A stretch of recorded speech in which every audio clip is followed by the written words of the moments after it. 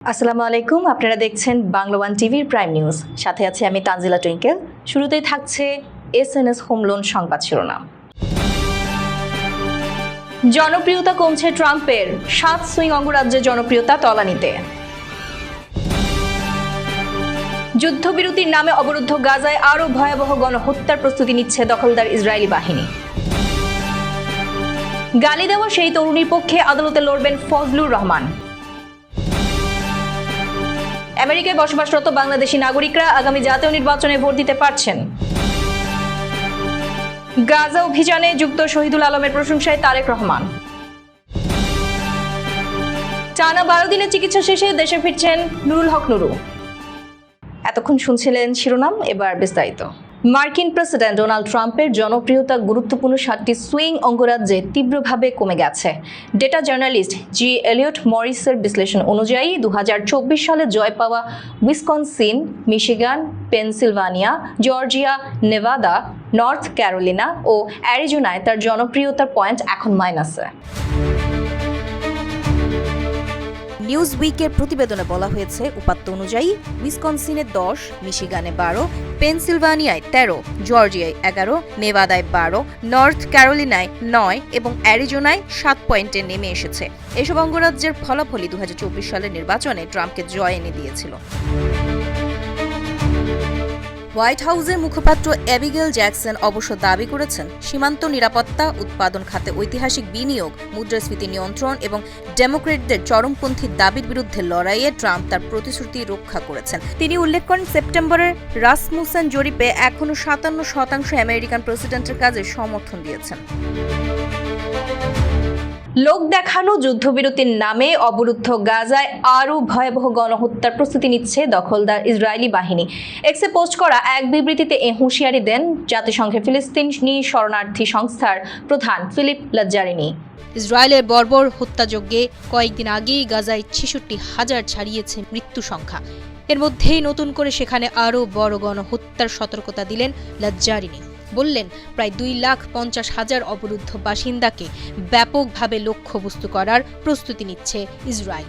এই পদক্ষেপকে ভয়াবহ হিসাবে উল্লেখ করেছেন তিনি। খবর আল জাজিরা।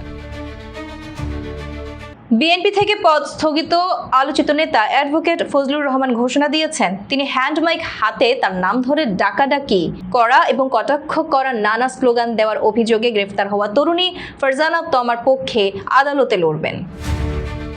সম্প্রতি গণমাধ্যমকে সাক্ষাৎকারে ফজলুর রহমান বলেন, যেই মেয়ে আমার বাড়ির সামনে বলছে ফজলু পাগলা গ্রেফতার না হলে যাব না এখান থেকে, সেই মেয়ে চাঁদাবাজি করতে গিয়ে ধরা পড়ছে। এখন তাকে আমার ছাড়াতে হবে। ফজলুর রহমান বলেন, আমি ওই মেয়েটির পক্ষে কোর্টে দাঁড়াবো। আমি ছাড়াবো না কেন? এরা তো আমারই মেয়ে। এগুলোকে জামায়াত নষ্ট করছে, ঠিক করতে হবে আমার। আমি দেশের ভালো চাই, আমি এদের ভালো করতে চাই। আমেরিকায় বসবাসরত বাংলাদেশি নাগরিকরা আগামী জাতীয় নির্বাচনে ভোট দিতে পারছেন। বিষয়টি নিশ্চিত করতে শুক্রবার থেকে নিউ ইয়র্ক কনসাল জেনারেল অফিসে শুরু হয়েছে জাতীয় পরিচয়পত্র এনআইডি নিবন্ধন কার্যক্রম। আনুষ্ঠানিকভাবে এই কর্মসূচির উদ্বোধন করেন বাংলাদেশ নির্বাচন কমিশনের সিনিয়র সচিব আখতার আহমেদ। তিনি জানান, যাদের আগে এনআইডি আছে কিংবা যারা চলতি বছরের 31 অক্টোবরের মধ্যে এনআইডি নিবন্ধনের কাজ শেষ করবেন, তারাই আগামী বছর অনুষ্ঠেয় জাতীয় নির্বাচনে ভোট দিতে পারবেন। দেশের অর্থনীতিতে গুরুত্বপূর্ণ ভূমিকা রাখলেও জাতীয় নির্বাচনে ভোট দিতে পারতেন না আমেরিকায় বাস করা প্রায় 1.5 মিলিয়ন প্রবাসী। দীর্ঘদিনের দাবিটি পূরণে বর্তমান সরকার তৎপর হলেও ছিল নানা অনিশ্চয়তা, তবে সেটি কেটে গেছে শুক্রবার। গাজামুখী অভিযানে অংশ নেয়া দ্রিকের ব্যবস্থাপনা পরিচালক ও আলোকচিত্রী শহীদুল আলমের পদক্ষেপকে সংহতির প্রতীক ও বিবেকের গর্জন বলে মন্তব্য করেছেন বিএনপির ভারপ্রাপ্ত চেয়ারম্যান তারেক রহমান।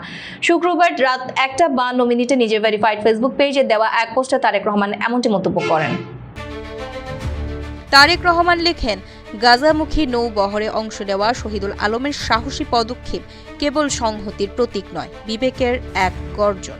বাংলাদেশের পতাকা বহন করে তিনি বিশ্বকে স্মরণ করিয়েছেন, বাংলাদেশের জনগণ কখনো নিপীড়ন ও অবিচারের কাছে মাথা নত করেনি, ভবিষ্যতেও করবে না। বিএনপির অন্যতম এই শীর্ষ নেতা বলেন, বিএনপি সর্বদা শহীদুল আলম এবং ফিলিস্তিনের জনগণের পাশে থাকবে। সিঙ্গাপুরে চিকিৎসা শেষে আজ সন্ধ্যায় দেশে ফিরছেন গণ অধিকার পরিষদের সভাপতি নুরুল হক নুরু। তিনি 12 দিন সিঙ্গাপুরে অবস্থানকালে শারীরিক নানা পরীক্ষা নিরীক্ষা করান। শনিবার বেলা 11:15টার দিকে বিষয়টি নিশ্চিত করেছেন গণ অধিকার পরিষদের কেন্দ্রীয় সাধারণ সম্পাদক রাশেদ খান। নুরুল হক নুরু সন্ধ্যা 6টায় শাহজালাল আন্তর্জাতিক বিমানবন্দরে পৌঁছান। উন্নত চিকিৎসার জন্য গত 22 সেপ্টেম্বর সিঙ্গাপুরে যান ডাকসুর সাবেক ভিপি নূর।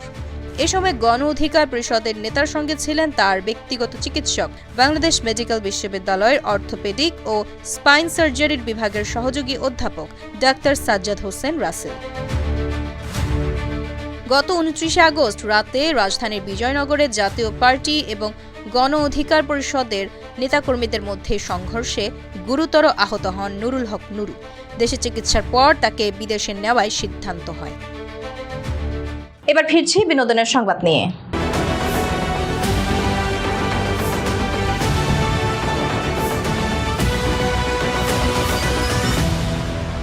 ভারতের দক্ষিণে সিনে জগৎ থেকে এলো বড় সুখবর। বাগদান সেরেছেন জনপ্রিয় দক্ষিণী নায়িকা রশ্মিকা মান্দানা। শুক্রবার সন্ধ্যায় ঘনিষ্ঠ আত্মীয় স্বজন ও বন্ধুদের উপস্থিতিতে অনুষ্ঠানটি সম্পন্ন হয়। জানা গেছে, দীর্ঘদিনের চর্চিত প্রেমিক অভিনেতা বিজয় দেবরাকোন্ডার সঙ্গে আংটি বদল ঘটল এই নায়িকার। সূত্রে বরাত দিয়ে ভারতীয় গণমাধ্যম বলছে, পুরো আয়োজনটি ছিল ব্যক্তিগত, তাই বাগদানের কোনো ছবি প্রকাশ করা হয়নি, রাখা হয়েছে গোপন। তাই ভক্তরা তাদের পক্ষ থেকে আনুষ্ঠানিক ঘোষণার অপেক্ষায় আছেন। এও শোনা যাচ্ছে, আগামী বছরের ফেব্রুয়ারিতেই নাকি এ জুটি বিবাহ বন্ধনে আবদ্ধ হতে পারে, যদিও বিয়ের সুনির্দিষ্ট তারিখ ও অন্যান্য তথ্য এখনো জানা যায়নি। শেষ করছি খেলার সংবাদ দিয়ে।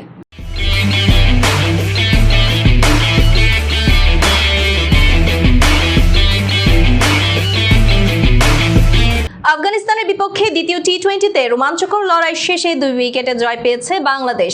ফলে এক ম্যাচ হাতে রেখে সিরিজ নিজেদের করে নিল টাইগাররা। শুক্রবার শারজাহ ক্রিকেট স্টেডিয়ামে মাত্র 24 ঘন্টার ব্যবধানে ফের মুখোমুখি হয় দুই দল। ম্যাচের শেষ ওভার পর্যন্ত টানটান উত্তেজনা ছড়ালেও শেষ পর্যন্ত জয় নিয়ে মাঠ ছাড়ে বাংলাদেশ দল। সিরিজ জয়ের ম্যাচে শেষের নায়ক শরীফুল 10 নম্বরে নেমে 6 বলে 11 রান করেছেন এই বাঁহাতি। এর আগে ম্যাচের শুরুতেও বাংলাদেশকে পথ দেখিয়েছেন এই শরীফুলই। আফগানিস্তানকে 20 ওভারে 5 উইকেটে 147 রানে আটকে রাখার পথে বিশেষ ভূমিকা ছিল নাসুম আহমেদ সাইফুদ্দিনেরও। নাসুম 4 ওভারে 25 রান দিয়ে দিয়েছেন 2 উইকেটে এবং সাইফুদ্দিন উইকেট না পেলেও 4 ওভারে দিয়েছেন 22 রান। এই ছিল বাংলা ওয়ান টিভির প্রাইম নিউজ। পরবর্তী নিউজ দেখার আমন্ত্রণ জানিয়ে শেষ করছি এখানে। এতক্ষণ সাথে থাকার জন্য ধন্যবাদ সবাইকে।